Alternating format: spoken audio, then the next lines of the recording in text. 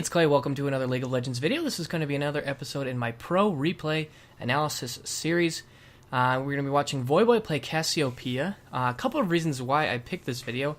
One is he's playing Cassiopeia, and I think she's an interesting champion to look at. And two, I believe he actually is playing Cassiopeia in the bottom lane, which I think is very interesting. So, kind of a lot of interesting things going on in this gameplay. Some fun things to look at. But before I get into the strategy, for those of you that don't know, this is my Pro Replay series where I'm watching a kind of professional or high elo streamer play a league game, and the idea here is to try and really spot and identify some of the really good things that they do, so that we can learn from it. A little bit of a different objective from the replay analysis series where I'm watching your gameplays, trying to point out mistakes and areas for improvement. The idea here is instead to watch some of the ways that the pros do things really, really well. So, I want to apologize. I have had such a difficult time getting replays to work. I don't know what's going on, but even op.gg has not been working. The new patch, again, patch 5.1 just was released and it's screwing everything up. So, having such troubles getting replays to work. So, if anybody has any ideas about how they can help with that, if there are, please feel free to leave a comment down below. But anything that can be done to get replays to work. I know if one of the best ways is if you can possibly record your own gameplay, whether you're using a replay system or even if you are doing something like using OBS to record footage and then uploading it to YouTube. That's probably the most guaranteed way. So, but anyways, looks like a little bit of a level 1 cheese here. This is like straight out of bronze right here. Look at this. Oh, pops the heal, and he wants to get... Oh, that spell shield was so crazy good there. Wow, that was wild. So, interesting level. Sometimes those cheese strats actually work at some of these higher elos, because, people... That's something that I remember was kind of... It happened quite a bit in much lower elo. But, sometimes those cheese strats really pay off. And really, in a situation like that, the risk level is very low. So there's, I think that was a very smart strategic choice there to go for a little bit of a level 1 cheese. And especially when you're going for an unorthodox strategy, I think going for a little bit of a early cheese is a smart choice. Some of these unorthodox strategies, a lot of their power is not so much that, I know that sometimes people will play something unorthodox and they'll have a lot of success with it, and they'll think, oh, it must be good because I'm having success. But that's a little bit deceptive because, a lot of the times the reason why it's so good is because people don't understand it. I don't know if hardly any AD carry mains in Diamond have played against a Cassiopeia AD carry, or I guess AP carry really. Almost ever, it just is something that people don't see, and so you're almost abusing the unknown, the surprise factor. So very interesting. Now let's talk a little bit about Cassiopeia as an AD carry replacement. First and foremost, let's look at the team comp, because this is being played in solo queue, and we pretty much all of us will play in solo queue, so I think that's probably the best place to look at it. First and foremost. Let's talk about the main reasons why you even have an AD carry in the first place. So, AD carries provide really high ranged, persistent damage. That's basically what they're all about. It's very, very high, persistent ranged damage. This is opposed to burst damage, which, assassins or typically mages are going to be a little bit more bursty. They're doing damage up front, and then while their spells are on cooldown, they're actually a little bit worthless. AD carries don't really have any problem. Stuff like silences don't do anything to an AD carry because they don't have any cooldown reliance. They do all of their damage over time. So Cassiopeia fits into that slot because she is actually one of the rare DPS or damage per second damage over persistent damage mages.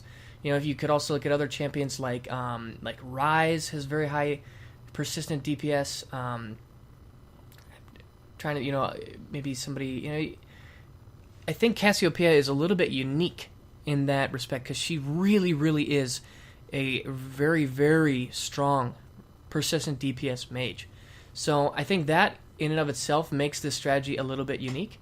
You can see he's really going all in here. Oh, okay, so they do pick up 1 kill. So I think on that regard, that Cassiopeia can fit in as a very high persistent DPS threat, and because she's magic damage, I don't think that really is a problem. Persistent magic damage, I think, can in many situations be just as good, as long as you also have physical damage elsewhere in your team. So if you look at the Rek'Sai and the Jarvan, I think that is especially what makes this work, is they have actually a very balanced damage output. And you can do some interesting things. So first and foremost, you can put, a very high damage AD mid or top. In this case, we're going with the Jarvan mid, and Jarvan actually can do pretty darn well as a mid laner. He has some really favorable matchups against squishy mages. He's got good gap close. He's got very high burst damage. He can snowball the game really hard. He roams really well. And then even though he doesn't scale as well, he can turn into a good initiator and a frontline for this Cassiopeia, and the other team still has to itemize for armor. And so, I see some really nice balance in their team comp. And one of the important things is you really do want to take into account balance in terms of damage output when you're looking at a team comp in Champ Select. You always want to have at least a little bit of a balance in terms of magic damage and physical damage. You never want to get into a situation where the enemy team can itemize one damage type and totally crush. You can see they're doing some really, really nice plays here. Some very, very nice mechanics. Voyboy playing this very, very aggressively, which I like. I really like to see. It looks like they're going to go and try to pick up this kill. Nice. So yeah, first and foremost, mixed damage. I really like that. Persistent damage. Cassiopeia's got it in spades, so she can fit in with an AD carry. And then the other thing typically that is brought up is AD carries are very strong scaling, and they also provide a way to end the game. And when I'm talking about I'm talking mostly about sieging. So my experience with this is actually in ranked 3s. Is we experimented with some pure melee compositions in ranked 3s. So like 3 bruisers. So we'd run like Pantheon, Jarvan, Wukong, or something like that. And I guess those are all physical damage. I think we'd run maybe Malphite or Zac or something. So like tons of tankiness and good damage and a lot of CC.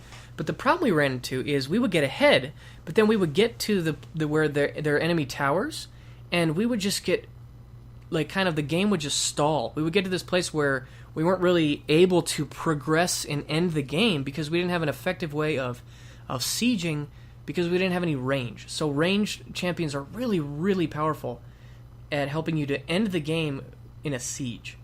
So that's something to really keep in mind. Oh, a really nice use of the ultimate right there. You can see he's trying to kite away from Sivir the damage source and let Thresh pick up the kill. Nice. And waiting again for the cooldowns to be blown before he goes back in. And, ooh, just barely. Almost. Nice job. So, yeah, we're having the Cassiopeia. She's not a particularly good siege mage. Mages that have, like, some attack speed steroids, like a Kale, maybe, or maybe that have some abilities like a Ziggs that would work against towers, could maybe fill that slot a little bit better.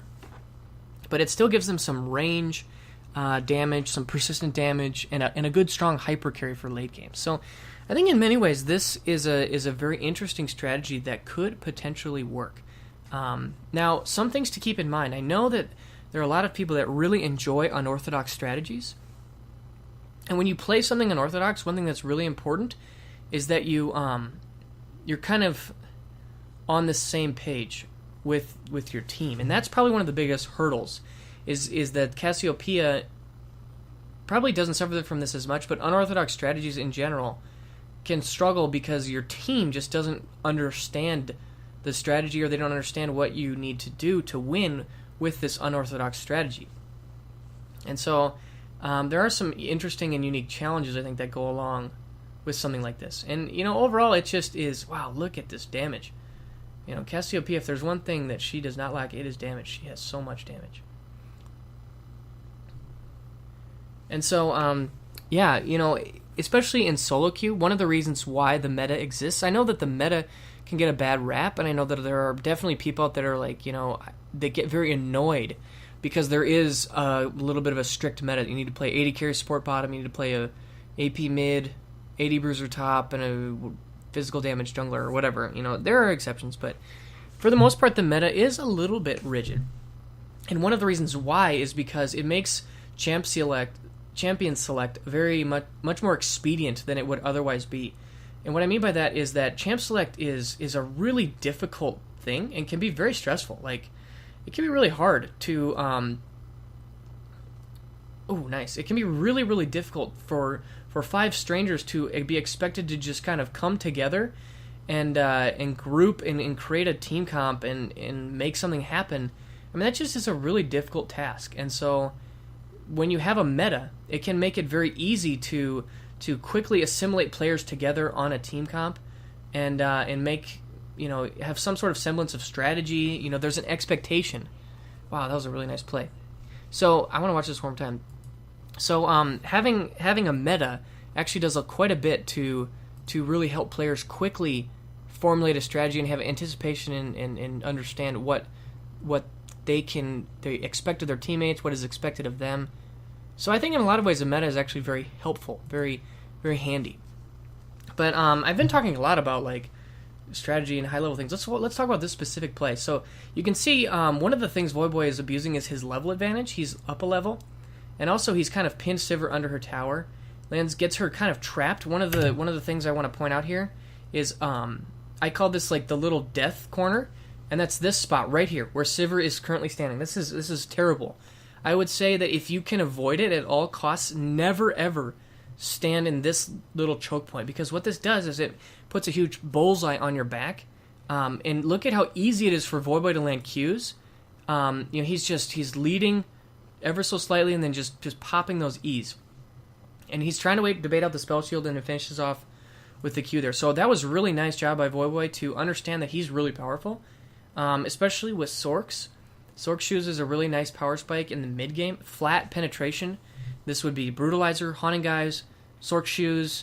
Those are all really, really strong mid game power spikes because Sivir hasn't itemized any magic resist, so you're going to be almost doing true damage. And with the high base damage that Cassiopeia has, with her max rank E's, is going to be really, really strong. Now this is, I think, a really interesting point. So if we look here, you can just look at the effective HP going on.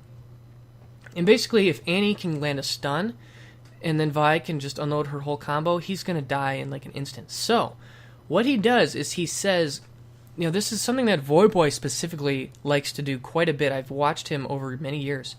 He is somebody who really likes to try to turn a losing situation into a trade.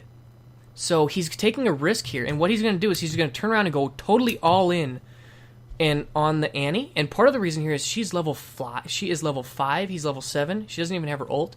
Almost no items here, so to speak. The Vi is the threat, and he's allowing Thresh with the CC to kind of create this little zone of opportunity. So he ults, he throws down the W, couple of Qs, and some E's, and just pops the Annie. And now he gets in this situation where actually Cassiopeia is really strong. One of Cassiopeia's greatest strengths is her ability to kite. And you can see he's just burning down with all this ranged DPS. The Q has already been used. This is a really important thing to note is that when Vi used her Q to try to close the gap, then you know that that's the moment when Voyboy turned and went aggressively. If we go back and watch this a little bit more, you can actually see that when he's going around the corner right here, he's just landing Qs to give the speed boost on the haste, landing the Q again. Now he sees Vi use the gap right here. This is the moment where he knows he can turn it around and win this fight, because there's no way that Vi can catch him. She doesn't have ult. I don't know if he knows that for sure. I'm not sure if she used it on Thresh, but he's banking that she doesn't have ult. She used her Q. So think about that. I think that a lot of times players don't really consider this, is that cooldowns are such an important part of understanding when you can win a trade. And Voyboy is keenly aware of the cooldowns. And that's why right here you can see he turns, he throws down a Q and a W, to get the poison, and then 3 or 4 E's, and that's the triple kill. So that was a really nice play, some extremely good mechanics, but also I think there were some really, really nice mechanics there. When he was landing those Qs to kite, the mechanics to pick up that first kill on Sivir, the mechanics to land the ult on Annie and go all in. Those are really impressive and not maybe things that your average Joe can do. But I think that what's almost more impressive, and what is specifically something that we, the average player, can easily take away is the decision making. I think that's really where Voyboy won that situation so hard, was his decision making, his ability to react quickly and make the right choice. Looking at the health between he and Thresh, they were both so low on HP that, oh man, it was such almost a one-sided fight when it really shouldn't have been. It turned out to be a 3-for-0 when it started off with almost no health in a 2 against 2. But because of his really good decision making, his ability to kind of isolate Annie and know that he can go all in on her, that she's so weak, and know that Vi is the damage threat and that Thresh can try and kind of keep the Vi away. Again, the Sivir going into that death corner, not good. But just really, really good decision making. And then also the really impressive decision making is that exchange against the Vi, to know that she's used her gap closer. She doesn't have any more ability to get to him. So that's the situation where he can kite and kind of turn it around and really get the damage going. So really impressive gameplay so far. This mid game has just been really, really brutal. It's just very interesting to see. You can see he's I'm assuming he's really looking for an opportunity for them to go all in where he can use his ultimate. One of the best things about Cassiopeia is her ult is so good at turning a fight around as a counter engage tool. Because it stuns when people are facing, it's so much more powerful when you use it as a counter engage versus an engage. And to talk a little bit more about, well, let's watch this fight. So you can see he actually focuses the Annie first. I think that was an interesting choice. My initial thought is going for the Sivir would be smarter. Ooh, wow. Right, and right there, that was basically just him kind of just saying, you know what, I think that I can make this play, and I'm just going to go for it, I'm just going to go all in, I'm just going to go for it. I think that was basically what that was a pretty impressive display of mechanics. Cassiopeia is not an easy champion to play. No ult, no Viol. Oh man, is he really going to... See, again, you can see how much he is just abusing the cooldowns. If he gets out of this, I'm going to be... Okay. Finally he died. Wow. What a really good run that was. So, but what I really do... I could talk about... I think that this is cool because a lot of people really like off-meta stuff simply because it's off-meta. But I think in Voyboy's situation, he really actually has really thought this through and understands his strategy really, really well. And I think that he is making it work also because he's got such good mechanics. But, not every average Joe could do this. But I just appreciate that he is making this off-meta strategy work because he really has thought it through. That's what's more, I think, really impressive to me. Not just because it's off-meta. But let's talk a little bit more about Cassiopeia. So, one of the things that I think I've noticed happens is when a champion gets reworked or tweaked, initially there's usually a tremendous amount of buzz and an increase in popularity. Like, people really get kind of... they get really interested in that champion. They buy the skins, and they kind of play it a little bit, and they're like, oh, I don't know. It's not the champion that I remember, and they're kind of very much trapped in the old ways. But I think that one of the important things that you have to do is you have to take the new champion for what they are. And typically, especially in Cassiopeia's case, she's the same in terms of, she still has her poison stuff, but she's very different in the fact that she, he's looking for he's 10 out of 10 looking for not the Malphite, but I think he's going to die here. Oh, nice ult. Holy cows, if he gets these kills. Oh my goodness, look at that spell vamp. He dodged the second proc of the boomerang blade. Oh, the spell shield! Man, that was crazy, crazy close. That spell vamp was insane. I should talk also about spell vamp for a while, but anyways, I'm gonna finish my point. So, when you look at Cassiopeia's changes, basically what they did is they really changed the way that her power spike works. They didn't really change her skills that much. I know there was some quality of life changes to her poison, the way that it like checks to see if the target is poison, but it's basically still functions the same. But what they really changed was the way that her power curve works. And she went from this early game bully to this champion with this passive. Specifically, her passive really got heavily changed. And now she's this like hyper scaling, insane late game carry.